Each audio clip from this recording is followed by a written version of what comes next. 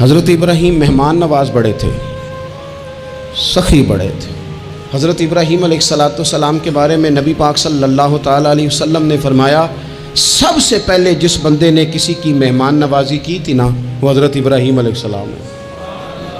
اس کا ایک معنی علماء نے یہ بھی اس حدیث کا بیان کیا کہ جس نے سونی کر کے، مسجہ کر کے، خوبصورت کر کے، تیار کر کے، عزت کے ساتھ، آنر کے ساتھ کسی مہمان کو سب سے پہلے کسی نے اس اہتمام سے کھانا کھلایا، وہ حضرت ابراہیم علیہ السلام ہے۔ زبردست مہمان نواز تھے، زبردست۔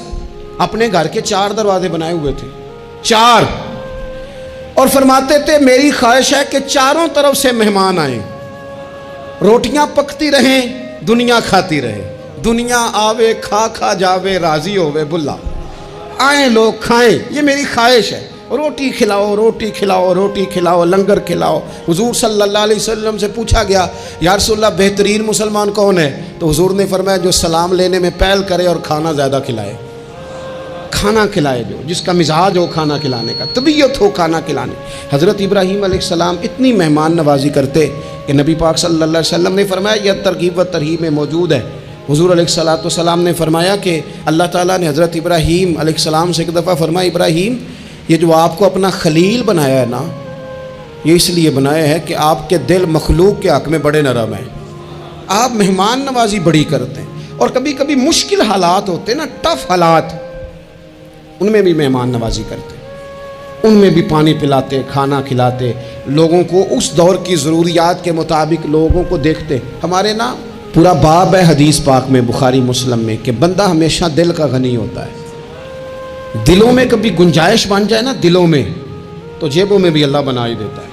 اپنے دلوں میں گنجائش بنائیں لوگوں کے لیے، اپنی طبیعتوں میں گنجائش۔ ہماری طبیعتوں میں گنجائش نہیں ہوتی، اللہ تعالیٰ بعض بندوں کو نواز دیتا ہے، انہیں چاہیے کہ وہ گنجائش رکھیں، کشادہ کریں اپنے دل کو، سینے کو۔ حضرت ابراہیم علیہ السلام نے نا ایک دفعہ قحط ہو گیا تھا، تو مہمان تو اب آئے بیٹھے تھے، بلکہ ان دنوں میں مہمان زیادہ بڑھ جاتے ہیں، کئی دفعہ زیادہ لوگ آ جاتے ہیں۔ اب وہ قحط کا زمانہ تھا، بہت ساری جگہوں پہ فصل ہی نہیں تھی، اناج ہی نہیں تھا، تو مہمان زیادہ ہو گئے۔ اب حضرت سارہ جناب ہاجرہ گھر میں موجود ہیں اور لوگوں کی لائنیں لگی ہوئی ہیں۔ حضرت ابراہیم علیہ السلام کا مصر میں ایک دوست تھا، حضرت حکیم الامت نے اس کو لکھا ہے، آپ نے نا اس کو کچھ سامان بھیجا، بوریاں بھیجی، فرمایا یار تیرے پاس گندم ہے تو ذرا گندم کی بھر دے بوریاں، مہمان بڑے آ گئے ہیں، روٹی کھلانی ہے لوگوں کو۔ حضرت ابراہیم نے وہ چند بوریاں اپنے اس مصری دوست کی طرف بھیجیں کہ گندم کی بھر دو، مہمان زیادہ آ گئے ہیں تو یہاں تو قحط ہے۔ اب وہاں جب گئے لینے کے لیے خدام اونٹ لے کے، بوریاں لے کے، تو اس نے کہا جی غلہ تو یہاں بھی ختم ہو گیا ہے، اب یہ خالی بوریاں لے کے واپس آ رہے ہیں۔ اب ان جانے والے خدام کو بھی پتہ تھا، جو قریب رہنے والے ہوتے ہیں وہ خانقاہوں کے، آستانوں کے، مدارس کے، مراکز کے مزاج سے بھی آگاہ ہو جاتے ہیں۔ ان کو پتہ تھا کہ اب مہمان تو بیٹھے ہیں بیسیوں، درجنوں، سینکڑوں، تو سب کو پتہ ہے کہ بھئی گندم آ رہی ہے، مصر سے آنا ہے تو کھانا ملنا ہے۔ اب بوریاں جب خالی آئیں گی تو بڑا مسئلہ بن جائے گا، ان کے تو دل کمزور پڑ جائیں گے۔ انہوں نے کہا کہ تسلی دیتے ہیں، ان کو تسلی دیتے ہیں۔ رستے میں نا کچھ ریت بوریوں میں بھر لی تاکہ فوری طور پہ دیکھنے والے پریشان نہ ہوں، ریت بھر کے لے جاتے ہیں اور پھر جا کے آرام سے رکھ دیں گے۔ پھر حضرت ابراہیم سے گزارش کریں گے، غلہ نہیں ملا، وہ ایک خوبصورت سا آواز کریں گے، لوگوں کو دلوں کو تسلی ہو جائے گی اور پھر اگلا بندوبست کر لیں۔ اب وہ بوریاں ساری کی ساری ریت سے بھری رکھی۔ حضرت مفتی احمد یار خان صاحب رحمۃ اللہ علیہ نے لکھا ہے کہ وہ بوریاں لا کے جب لوگوں نے آتے دیکھی بوریاں، تو طبیعت لوگوں کی کئی دنوں کا کھانا نہیں کھایا تھا، حشاش بشاش ہو گئیں، بچے، بوڑھے، بیمار، سبھی کے دل تسلی میں آ گئے کہ آج کھانا ملے گا۔ بوریاں ایک کونے میں رکھ دیں۔ حضرت ابراہیم آرام فرما تھے کہیں، یا کسی ذکر و فکر کی مصروفیت میں مشغول تھے، ظاہراً انہیں بتایا نہ گیا۔ اب وہ جہاں گندم رکھی جاتی تھی وہاں جا کے وہ ریت کی بوریاں رکھ دیں۔ وہ خدام وہاں سے ہٹ گئے چونکہ وہ گھر کا حصہ تھا۔ اب جناب ہاجرہ حضرت سارہ اٹھیں، ریت والی بوریاں جب کھولیں تو بہترین گندم نکلی اندر سے۔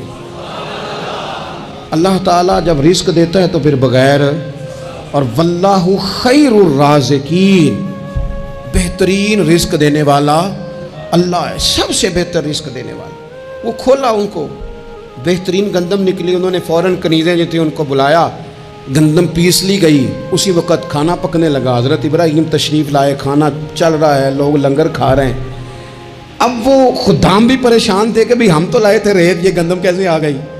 حضرت سارہ اور جناب ہاجرہ قریب آئیں تو خواتین بعض اوقات گھر والوں کو گائیڈ کرتی ہیں کہ یہ والی سبزی بڑی اچھی تھی، یہ والے چاول بڑے اچھے ہیں، یہ جو گندم آپ لائیں یہ بڑی اچھی ہے۔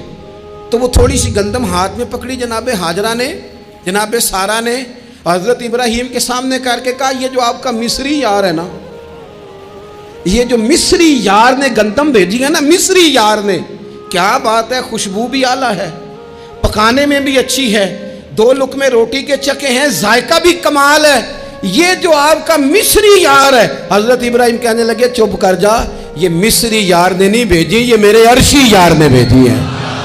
وَاتَّخَذَ اللَّهُ إِبْرَاهِيمَ خَلِيلًا، وہ جس نے کہا ہے نا ہم نے ابراہیم کو گہرا دوست بنا لیا ہے، یہ اس نے بھیجی ہیں۔